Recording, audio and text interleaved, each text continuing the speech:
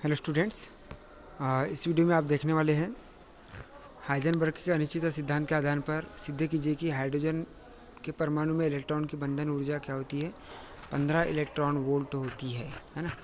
मतलब इसकी जो बंधन ऊर्जा होती है किसकी, हाइड्रोजन परमाणु की। बंधन ऊर्जा का मतलब ये होता है कि इलेक्ट्रॉन अपने नाभिक के साथ में कितनी ऊर्जा से बंधा हुआ है ना। तो उस इलेक्ट्रॉन की हमको गतिज ऊर्जा निकालना पड़ेगा, उस इलेक्ट्रॉन की हमको स्थितिज ऊर्जा निकालना पड़ेगा, और दोनों का जब हम मान निकालेंगे है ना, तो गतिज ऊर्जा और स्थितिज ऊर्जा के कारण जो ऊर्जा निकलेगी हमारी, गतिज ऊर्जा प्लस स्थितिज ऊर्जा, जो कुल ऊर्जा निकलेगी वो उसकी बंधन ऊर्जा कहलाएगी, है ना। ठीक है, तो यहाँ पर देख रहे हैं हम पहले स्थितिज ऊर्जा निकालेंगे है ना, फिर क्या गतिज ऊर्जा निकालेंगे। तो सबसे पहले हमको क्या करना है, हाइजेनबर्ग के अनिश्चित सिद्धांत के अनुसार देखना है। तो हाइजेनबर्ग के अनिश्चितता सिद्धांत के अनुसार क्या हो जाएगी, डेल एक्स की वैल्यू निकालना पड़ेगा, फिर डेल पी की वैल्यू निकालना पड़ेगा, है ना। तो हाइड्रोजन परमाणु के लिए बात करते हैं, किसके लिए, हाइड्रोजन परमाणु में इलेक्ट्रॉन जो होता है नाभिक के चारों ओर कितने, 0.5 एंगस्ट्रॉम। एंगस्ट्रॉम क्या है, दूरी का मात्रक है, अल्पमात्रक है। उस एंगस्ट्रॉम की वैल्यू कितनी होती है, 10⁻⁻10 मीटर होती है। कितनी होती है, 10⁻⁻10 मीटर, है ना। तो 0.5 एंगस्ट्रॉम मीटर त्रिज्या की कक्षा में क्या करता है, परिक्रमण करता है ना। अतः इलेक्ट्रॉन की स्थिति में अधिकतम अनिश्चितता कितनी हो जाएंगी, डेल एक्स मैक्सिमम, मतलब डेल एक्स मतलब स्थिति में अधिकतम अनिश्चितता, है ना। स्थिति में अनिश्चितता जो कि कैसी मैक्सिमम है ना, कितनी हो जाएंगी, उसी त्रिज्या के बराबर आ जाएगी, 0.5 एंगस्ट्रॉम के बराबर आएगी, क्योंकि उसी त्रिज्या के कक्षा में क्या कर रहा है, गति कर रहा है। अब 0.5 एंगस्ट्रॉम जो है, एंगस्ट्रॉम का मतलब कितना है, 10⁻⁻10 है। तो 0.5 एंगस्ट्रॉम को हम इस प्रकार से लिख सकते हैं, क्या, कितना, 5/10 गुना 0.5 को अपन क्या लिख सकते हैं, 5/10 लिख सकते हैं, है ना। एंगस्ट्रॉम को अपन क्या लिख सकते हैं, 10⁻⁻10 मीटर लिख सकते हैं। अब 5 गुना 10 कितना, -10। अब ये भी जो 10 है वो ऊपर जाएगा तो क्या हो जाएगा ना, 10⁻⁻1 हो जाएगा। तो 10⁻⁻10 और 10⁻⁻1 कितना हो जाएगा, 5 गुना 10⁻11 है ना मीटर। तो ये उसकी क्या हो जाएगी, डेल एक्स मैक्सिमम की वैल्यू आएगी, जिसको अपन ने क्या लिखा है, 0.5 एंगस्ट्रॉम को लिखा है 5 गुना कितना, 10⁻11 मीटर लिखा है यहाँ पर। ठीक है, लिखा ऊपर, सबसे ऊपर देखो, है ना।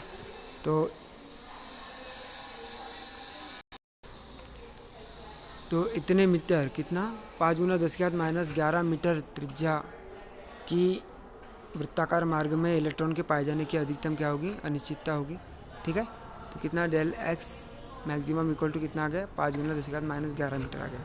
अब ये हमने स्थिति में अनिश्चितता निकाली अधिकतम, तो संवेग में न्यूनतम अनिश्चितता कितनी हो जाएंगी, फिर इलेक्ट्रॉन के संवेग में न्यूनतम अनिश्चितता कितनी हो जाएंगी, del p minimum equal to कितना होता है, डेल एच अपॉन में डेल एक्स होता है। क्यों, क्योंकि हाइजेनबर्ग के अनिश्चितता सिद्धांत के अनुसार कितना होता है, del x into del p is equivalent to h cut, है ना। एच कट की वैल्यू होती है जहाँ एच अपॉन में 2 पाई होती है ना। तो यहाँ से एच डेल पी की वैल्यू निकालेंगे अपन, तो क्या हो जाएगा, एच कट अपॉन में कितना आ जाएगा, डेल एक्स आएगा, कितना आएगा, डेल एक्स। तो यहाँ पर लिखा है अपन ने del p minimum equal to कितना, एच कट अपॉन में कितना, डेल एक्स, ये लिखा हुआ है। जहाँ एच कट की वैल्यू कितनी है, एच कट की वैल्यू आ जाएगी एच अपॉन में 2 पाई। तो एच अपॉन में 2 पाई की वैल्यू 1.055 गुना 10⁻34 हो जाएगी।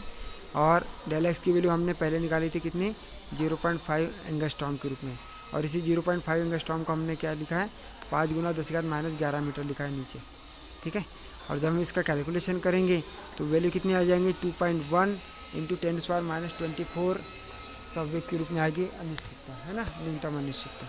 ठीक है, अतः इलेक्ट्रॉन का संवेग क्या होगा, P बराबर 2.1 इंटू 10⁻24 किलोग्राम मीटर पर सेकंड ही मान लिया जाए तो इलेक्ट्रॉन की गतिज ऊर्जा कितनी होगी, गतिज ऊर्जा कितनी होती है, K बराबर P² अपॉन में 2m, ये सूत्र होता है हमारा। जहाँ P² की वैल्यू रखेंगे, P² की वैल्यू मतलब कितना, 2.1 इंटू 10⁻24 है ना, उसका क्या लिखेंगे, वर्ग लिखेंगे। तो यहाँ पर उसका वर्ग लिखना था हमको, कितना, यहाँ पर कितना आ जाएगा वर्ग, ठीक है ना। अपॉन में कितना 2m, m की वैल्यू मतलब क्या है, इलेक्ट्रॉन की गतिज ऊर्जा, सॉरी इलेक्ट्रॉन का क्या द्रव्यमान, कितना 9.1 इंटू 10⁻⁻, कितना 31। और जब इसका वैल्यू निकालेंगे तो वो वैल्यू कितनी किसकी को आएगी, 2.42 इंटू 10⁻18 जूल के बराबर आएगी, है ना। तो यहाँ से ये जूल के रूप में है, इसको इलेक्ट्रॉन ऊर्जा इलेक्ट्रॉन वोल्ट के रूप में बदलना है तो अपॉन में क्या लगाना पड़ेगा, इलेक्ट्रॉन का आवेश लगाना पड़ेगा 1.6 इंटू 10 कितना -19 कूलाम वाला, ठीक है। तो यहाँ से इलेक्ट्रॉन वोल्ट में वैल्यू कितनी आ जाएंगी, इसका जब अपन कैलकुलेशन करेंगे तो 15 इलेक्ट्रॉन वोल्ट आएगी। कितना आएगा, 15 इलेक्ट्रॉन वोल्ट, है ना। अभी 15 इलेक्ट्रॉन वोल्ट इसकी क्या आ गई, गतिज ऊर्जा आ गई।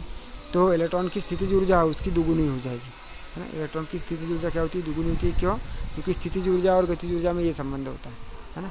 स्थितिज ऊर्जा क्या होती है, गतिज ऊर्जा की दुगुनी होती है, -2 के लिखा। तो माइनस कितना हो जाएगा, 30 इलेक्ट्रॉन वोल्ट हो जाएगा, है ना। ये 15 दूनी कितना हो जाएगा, 30 इलेक्ट्रॉन वोल्ट हो जाएगा। अब इलेक्ट्रॉन की कुल ऊर्जा मतलब बंधन ऊर्जा कितनी हो जाएंगी, ये बराबर काइनेटिक एनर्जी प्लस उसकी पोटेंशियल एनर्जी U।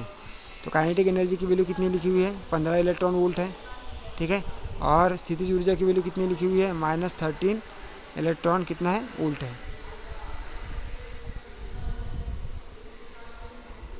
कितना है, -13 इलेक्ट्रॉन वोल्ट है। तो -13 इलेक्ट्रॉन ये वोल्ट लिख दिया। तो उसका योग ही करना है अपने को। तो योग मतलब के की वैल्यू कितनी लिख दी है, 15, और प्लस की वैल्यू क्या है, यहाँ पर ये माइनस के रूप में है, तो ये क्या हो जाएगा, -13 इलेक्ट्रॉन वोल्ट। तो 15 - 30 कितना हो जाएगा, -15 क्या हो जाएगा, इलेक्ट्रॉन वोल्ट, है ना। और ये -15 इलेक्ट्रॉन वोल्ट मतलब कितना, 15 इलेक्ट्रॉन वोल्ट, है ना। माइनस चिन्ह उसकी दिशा को रिप्रेजेंट कर रहा है। तो वो वैल्यू आ जाएगी, मतलब हम कह सकते हैं कि हाइड्रोजन परमाणु में इलेक्ट्रॉन की जो बंधन ऊर्जा होगी वो लगभग कितनी हो जाएगी, 15 इलेक्ट्रॉन वोल्ट होगी, है ना, ठीक है।